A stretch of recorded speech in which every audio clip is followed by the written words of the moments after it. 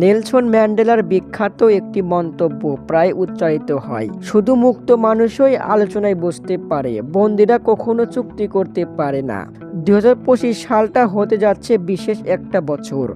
এ বছরে চুক্তির মেয়াদ শেষ হচ্ছে এক গাদা নামী ফুটবলারের। চুক্তির শেষ অর্ধ বছর, তাই ফুটবলারদের জন্য পাক স্বাধীনতা ফিরে পাওয়ার সময়, নতুন ঠিকানায় খুঁজে নেওয়ার সময়। Lionel Messi, Cristiano Ronaldo, Neymar junior থেকে শুরু করে Mohamed Salah, Kevin De Bruyne, Virgil van ডাউকের মতো বড় বড় তারকাদের চুক্তির মেয়াদ শেষ হচ্ছে এ বছরের জুন-জুলাইয়ে। তো আসুন জেনে নেওয়া যাক কে কোন ঠিকানায়। দর্শক, শুরুতেই লিওনেল মেসি। 2022 সালে থেকে ইন্টার মায়ামিতে খেলা মেসির চুক্তি শেষ হয়েছে গত বছরের নভেম্বরেই। এ বছরই আছে ফিফা ক্লাব বিশ্বকাপ।